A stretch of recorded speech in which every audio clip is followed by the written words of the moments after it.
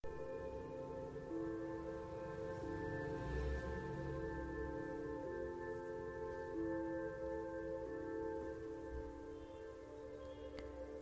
My beautiful soul family.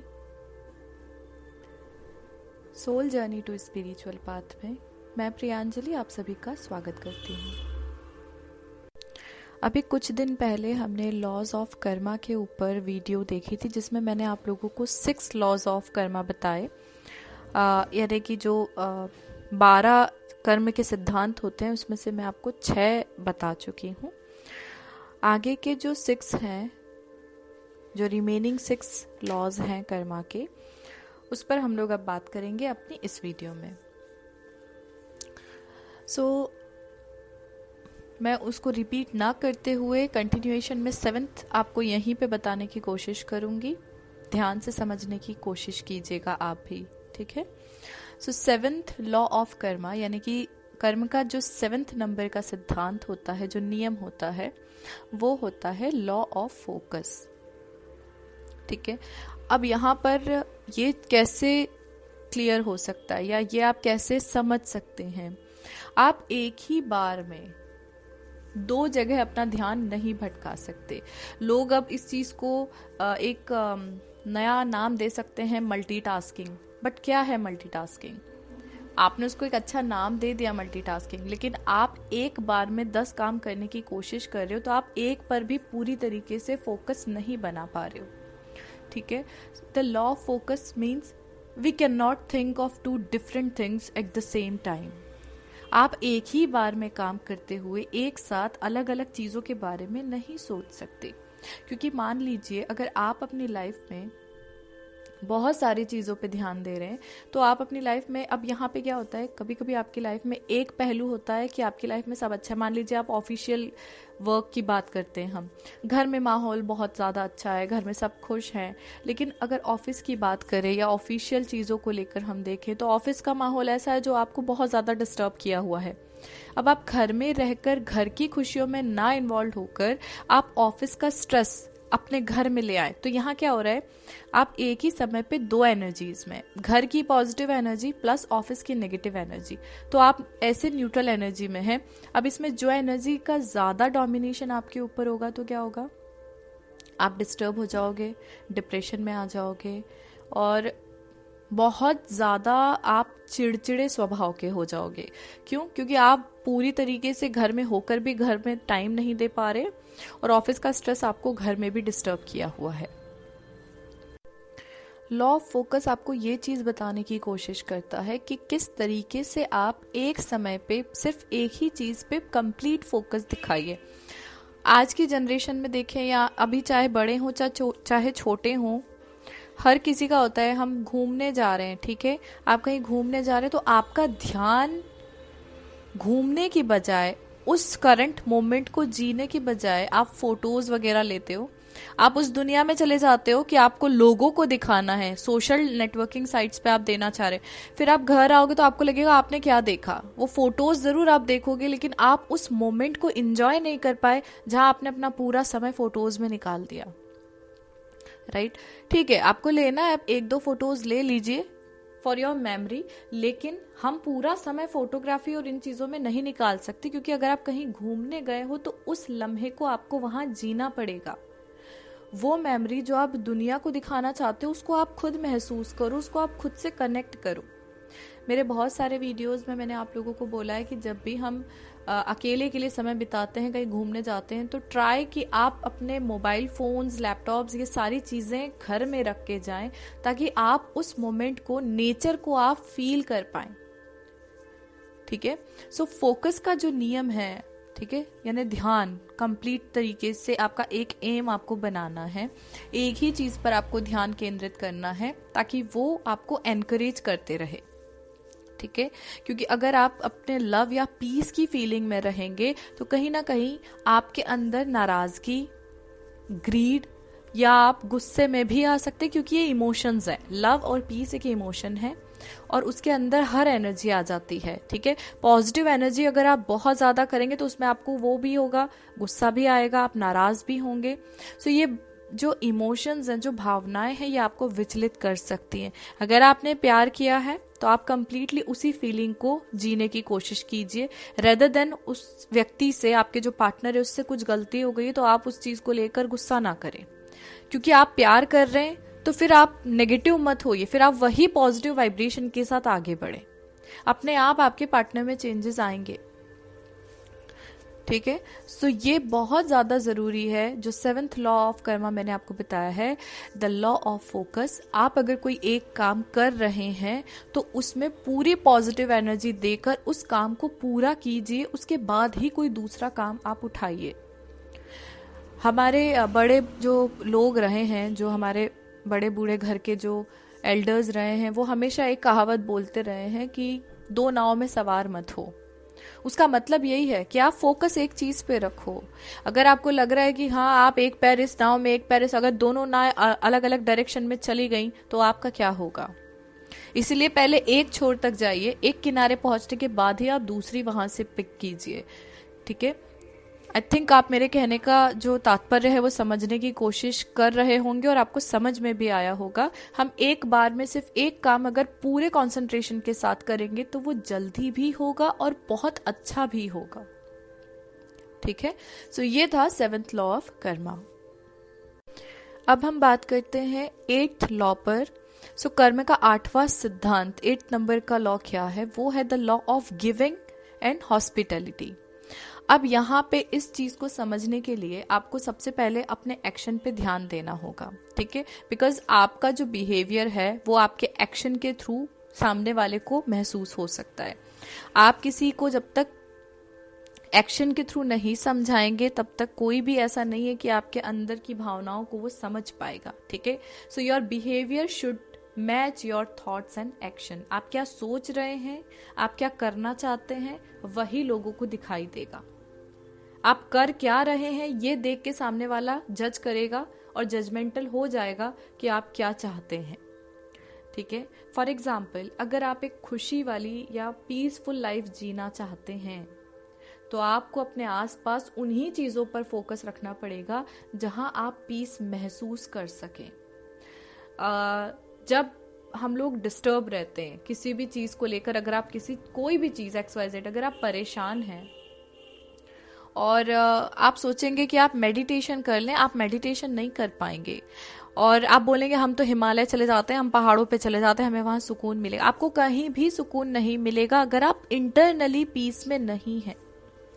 सो सबसे पहले आप इधर उधर भटकने की जगह आप अपने आसपास का माहौल देखिए। अगर आप अंदर से सुख में हैं और आप पीस में हैं तो चाहे कितने भी डीजे बाजे बजे आपको कोई फर्क नहीं पड़ेगा और आप उसको भी आप इंजॉय करोगे। ठीक है, ये चीज का आपको ध्यान रखना है कि आप किस तरीके से सामने वाले को ट्रीट कर रहे हो। ठीक है, ये आपका सबसे बड़ा एक पॉइंट है इस लॉ का। सो अगर आपको प्यार चाहिए तो आपको प्यार देना पड़ेगा।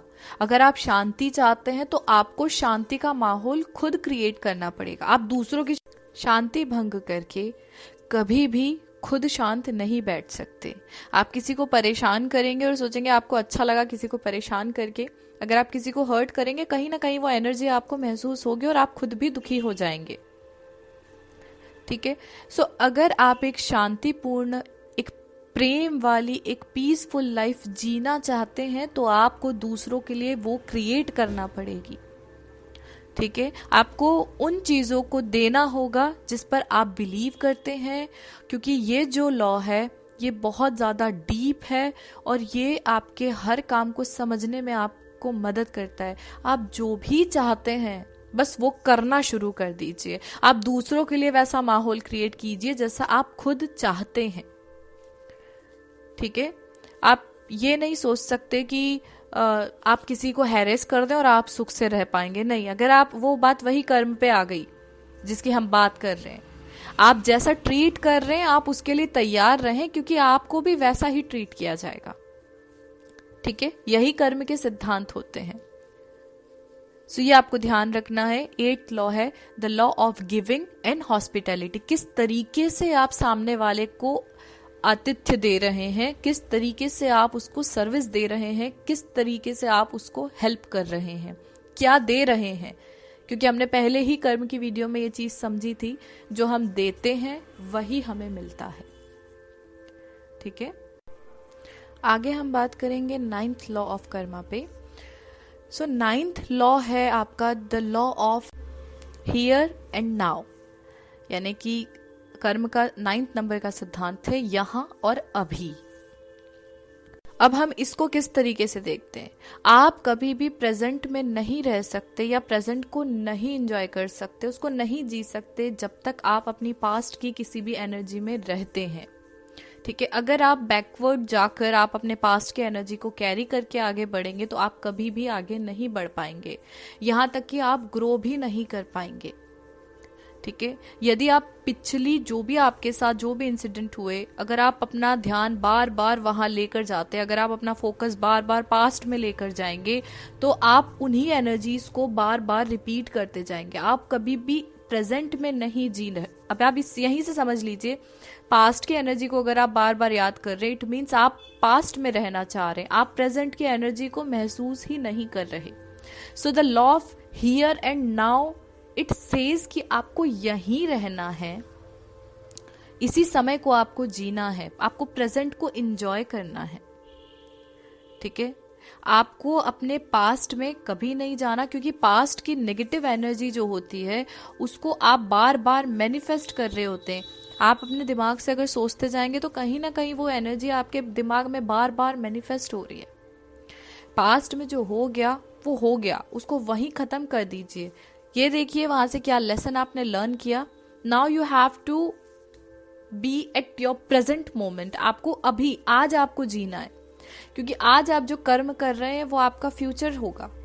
जो पास्ट था वो निकल गया है, अब उसको सोचने से वो बदल नहीं जाएगा। सो पास्ट एनर्जी को छोड़ दीजिए, आगे बढ़िए। आपका प्रेजेंट खूबसूरत अगर आप मैनिफेस्ट करेंगे तो फ्यूचर अपने आप आपका बहुत ही ज्यादा खूबसूरत होगा। So we can not be present if you are looking backward. आप कभी भी पीछे अगर देखोगे तो आगे नहीं बढ़ पाओगे। सो जो 9th नंबर का लॉ है वो आपको यही समझाने की कोशिश करता है, पास्ट की हर एनर्जी को आपको रिलीज करना पड़ेगा। अगर आप अपना मेंटल पीस चाहते हैं सो आपको प्रेजेंट को एक्सेप्ट करना पड़ेगा, और ये तभी हो पाएगा जब आप अपने पास्ट की सारी नेगेटिव थॉट्स को, सारे नेगेटिव बिहेवियर्स को और सारे नेगेटिव जो भी आपके साथ सिचुएशंस हुई है उनको आपको छोड़ना पड़ेगा। जब आप उसको रिलीज कर देंगे डेफिनेटली आप अपने प्रेजेंट को पूरे ओपन हार्ट के साथ में एक्सेप्ट करेंगे और उसको आपको जीना है। आप इस मोमेंट को एंजॉय कीजिए। ठीक है, तो ये लॉ आपको समझाता है कि पास्ट की एनर्जी को बार बार सोचने से आपका फ्यूचर डिस्ट्रॉय कर सकते हो आप। सो उसको वहीं छोड़ दो, वहां से क्या लेसन मिला वो सीखो और आगे बढ़ो। स्पेशली आपको इस मोमेंट को एंजॉय करना है, आज को आपको जीना है। और फ्यूचर क्या होगा इसकी चिंता इसलिए नहीं करनी क्योंकि प्रेजेंट मोमेंट में रहकर आप जैसे कर्म क्रिएट करोगे वही आपका फ्यूचर होगा। So just work on your self, और आपको सिर्फ इस चीज का ध्यान रखना है कि आप क्या कर्म कर रहे हो और क्या अपना भविष्य बना रहे हो। ठीक है, पास्ट की एनर्जी को रिलीज कर दीजिए, जो हुआ हो गया, लेकिन अभी इस वक्त पर आपके जो भी कर्म है वो आपका भविष्य तैयार करेंगे, इसलिए अपने अभी के कर्म पर ध्यान दीजिए। ठीक है, पहले आपको नॉलेज नहीं होगा, अभी आपको नॉलेज है, अब आपको अपने कर्म का ध्यान रखना है। आप कोई ऐसी गलती ना करें जिससे आपका भविष्य खराब हो। ठीक है, आपको आज को जीना है। मैं तो यही बोलूंगी, पास्ट और फ्यूचर की चिंता मत करो, पास्ट तो गया, फ्यूचर अच्छा ही होगा। सिर्फ प्रेजेंट मोमेंट पे जी कर उस कर्म को अच्छा बनाओ जिससे आपका फ्यूचर ब्यूटीफुल हो। ठीक है, सो ये 9th लॉ था, यहां और अभी, the law of here and now. Okay, आगे बढ़ते हैं हम कर्मास जो है उनके 10th लॉ पे, द लॉ ऑफ चेंज, यानी परिवर्तन का नियम। अब बहुत सारे लोग होते हैं जो लाइफ में चेंज नहीं चाहते, ठीक है, एक पैटर्न चल रहा होता है, उसको जीना होता है बस कि हाँ हम बहुत समय से हम यही काम कर रहे हैं, हमारा यही जॉब है, हम इसको स्विच नहीं कर सकते, हमारे घर में वही परंपरा चल रही है। ठीक है, परंपराओं को लेके मैं कभी भी कुछ नेगेटिव नहीं बोलूंगी, क्योंकि वो एक परंपरा चली आ रही है, वो पुरानी है, वो ठीक है, वो चलने दो। लेकिन जब बात आती है आपके राइट्स की, जब बात आती है आपके वर्क प्लेस की, जब बात आती है अगर आप कहीं एक जगह काम कर रहे हो और वहां पर कोई आपको बहुत ज्यादा मेंटल टॉर्चर कर रहा है, आप नहीं सहन कर पा रहे लेकिन आप बदलाव नहीं चाहते, आप झेल रहे हैं उस मेंटल हैरेसमेंट को और काम कर रहे हैं, ठीक है, यहां पर बात मैं आपसे उस चेंज की कह रही हूं। अगर आप पुरानी चीजों से कुछ नहीं सीखेंगे तो आप अपनी लाइफ में वो साइकिल वापस रिपीट। आप एक ऑफिस में काम कर रहे हैं, वहां आप प्रताड़ित हो गए, आपके कलीग्स ने आपके साथ पॉलिटिक्स खेली, आपके साथ आपको बहुत मेंटली हैरेस किया, आपने कुछ नहीं बोला, आपने खुद जॉब छोड़ दी, आपने हैरेसमेंट का शिकार हो गए आप, और आपने जॉब छोड़ के आपने स्विच कर दी। अब दूसरी जॉब आपको जहां मिली है वहां पे आपके साथ सेम चीजें रिपीट हुई, तो आप ये नहीं बोल सकते कि मेरे साथ ऐसा क्यों हुआ, पहले भी मेरे साथ ऐसा हुआ, अभी भी मेरे साथ वैसा हो रहा है। आपके साथ तब तक वैसा होता ही रहेगा क्योंकि वो आप खुद सामने वाले को अलाउ कर रहे हो ना, ये राइट्स दे रहे हो कि आपके साथ ऐसा करे वो। आपके साथ ऐसा क्यों हुआ? क्योंकि जो पास्ट में आपके साथ हुआ उससे आपने कुछ सीखा नहीं। सबसे सिंपल एग्जांपल आपको देती हूँ, जब हम 4th क्लास में होते हैं, हमें 5th क्लास में प्रमोशन तब तक नहीं मिलता जब तक हम 4th क्लास को पास नहीं कर लेते। पास कब करेंगे? जब हम वहां के लेसन सीखेंगे। ये हमारा बेसिक चीज है। आप सोचो कि कोई बच्चा 4th क्लास में पढ़ रहा है, उसको 5th में नहीं किया जा रहा, क्यों नहीं किया? क्योंकि उसने सीखा ही नहीं। वही हमारी लाइफ के लेसन है, अगर हम लाइफ में वो लेसन सीखेंगे नहीं तो हमें रिपीट तो करना ही पड़ेगा। So the law of change जो है वो यही बताता है कि आपकी लाइफ में पास्ट की एनर्जीज रिपीट्स होती रहेंगी अगर आपने पास्ट की चीजों से कुछ सीखा नहीं है तो। सो जब आप अपने पास्ट से चीजें सीखते हो, वहां हमें रहना नहीं है पास्ट की एनर्जी में, लेकिन उसको छोड़ के आप उससे क्या सीखे, आपकी लाइफ में ग्रोथ के लिए कौन सा स्टेप मिला है आपको, उस एनर्जी को वहीं खत्म कर दो, उससे लेसन सीख के आगे बढ़ो। और जब आप आगे बढ़ोगे अपने आप उस एनर्जी को अपनी लाइफ से अलग कर दोगे। तो अब यहाँ पर आपको सबसे ज्यादा जरूरी है वो लॉ जो आपकी लाइफ में चेंजेस लेकर आए, एक न्यू फ्यूचर क्रिएट करने के लिए, एक बेटर वर्जन आपका खुद का, ठीक है, कितने ज्यादा निखर के आप आ सकते हैं, किस तरीके से आप अपने पास्ट के सारे पैटर्न्स को फ्री करके खुद को एक्सप्लोर कर सकते हैं, ठीक है, तभी आप एक बहुत ही अच्छा अपना भविष्य तैयार कर सकते हैं। सो लॉ ऑफ चेंज, कुछ लोग होते हैं जो अपने चेंज जो पास्ट होता है उसको चेंज नहीं करना चाहते, ठीक है, चाहे रिलेशनशिप की बात हो। मुझे बहुत सारे बच्चे हैं, बहुत सारी लड़के लड़की सब हैं, मुझे बोलते हैं कि दीदी हमारे साथ रिलेशनशिप में हमेशा ऐसा क्यों होता है ना, हमें 1 बार 2 बार 10 बार धोखे मिले। क्योंकि आपको जब पहली बार धोखा मिला या आपको पहली बार चीट किया गया, तब आपने वो लेसन नहीं सीखा कि आप बहुत जल्दी किसी की बातों में आ गए, आपने अपने इमोशंस, अपनी सारी एनर्जी आपने सामने वाले को दे दी, आपको उसने बहुत ज्यादा, पहली बार अगर आप रोक देते, आपने नहीं सीखा अपना सेल्फ रिस्पेक्ट, ठीक है, अपना सेल्फ वर्थ। जहां आपने वो चीज पहले रिलेशनशिप में की थी और आपको हर्ट हुआ, उसके बाद आपने दोबारा सेम चीज रिपीट की, इसलिए आपको फिर हर्ट हुआ। हमारे जो कार्मिक, हम यहाँ क्यों आए, हमें ये बर्थ क्यों मिला है? हमें ये बर्थ मिला है अपनी जो भी हमारे पास्ट लाइफ में चीजें हुई थी वो हमें सीखने के लिए हम यहाँ आए हैं, ठीक है।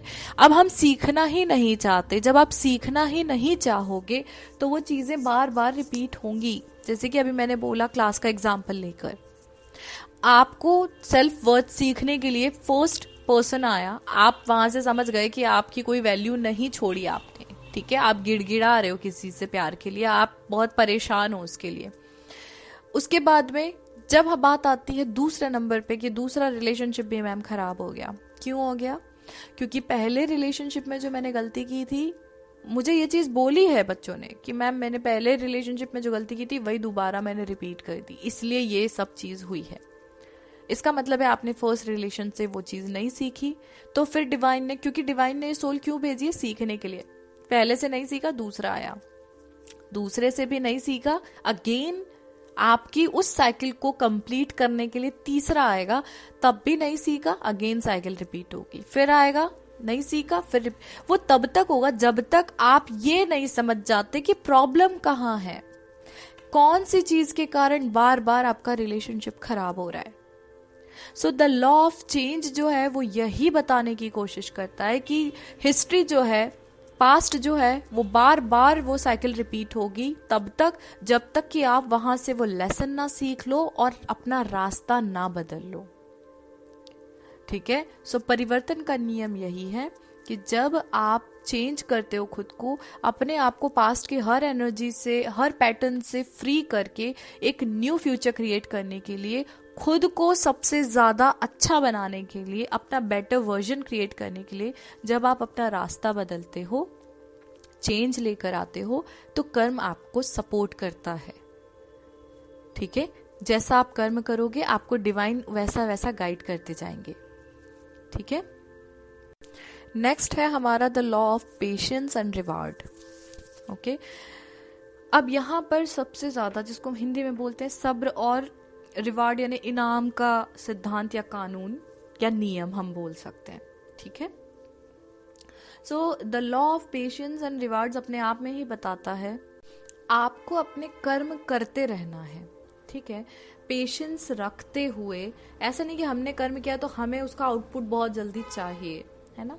कुछ लोगों को जल्दी कर्म के फल मिलते हैं, कुछ को समय लगता है ना। ये चीजें मैं आपको पास्ट वाले वीडियो में भी बता चुकी हूँ कि ऐसे कौन से लोग होते हैं जिन्हें जल्दी और जिन्हें कम, वो अपने अकॉर्डिंग होता है, वो लोगों की फितरत के हिसाब से होता है।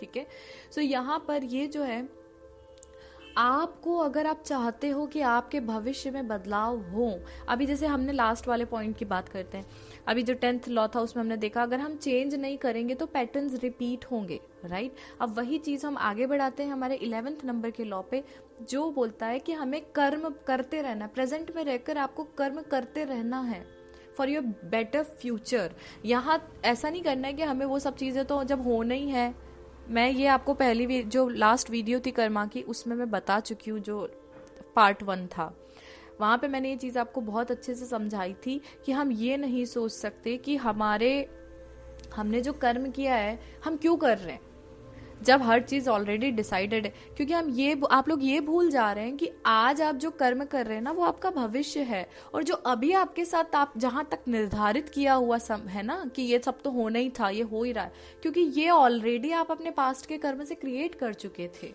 सो प्रेजेंट एक ऐसा मोमेंट होता है जब आपको कर्म करना बहुत जरूरी है।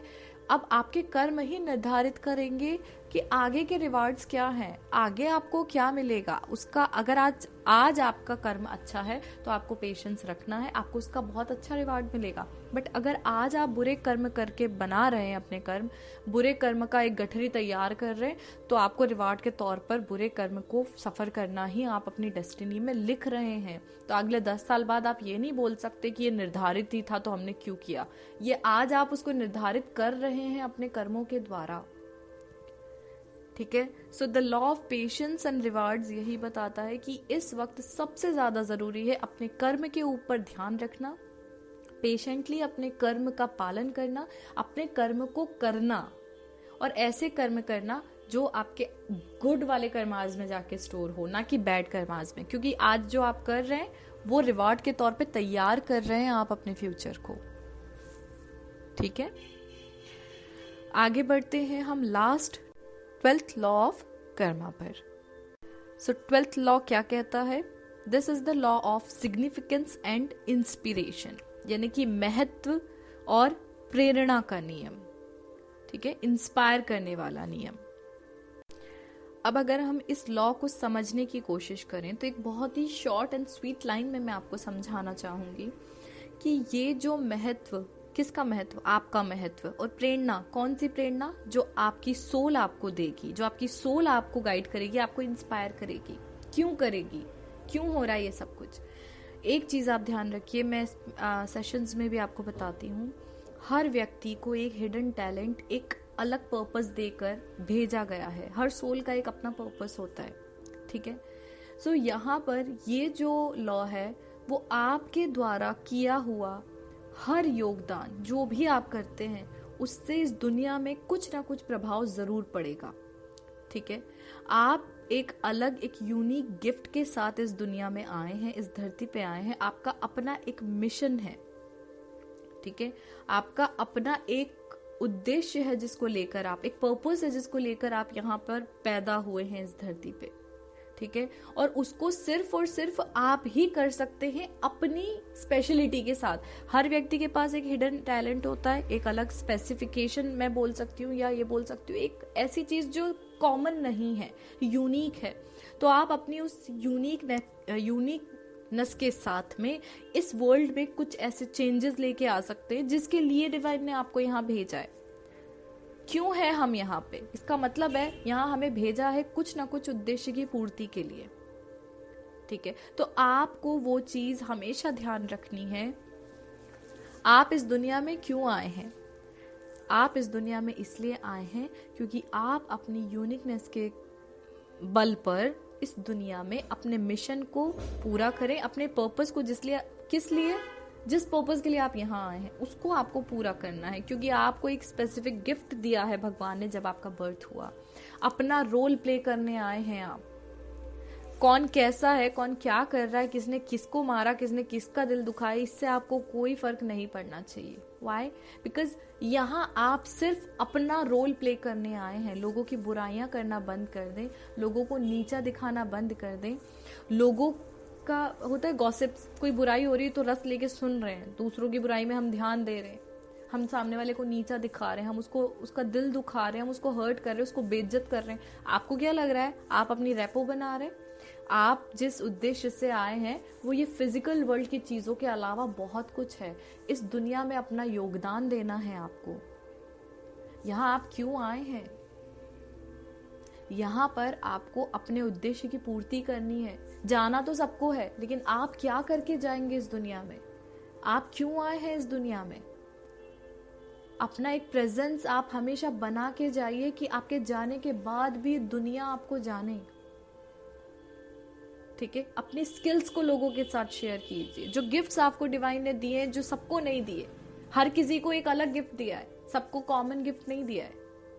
उस गिफ्ट पे काम करिए, अपनी स्किल को बाहर निकालिए, लोगों तक पहुंचाइए आप क्या हैं।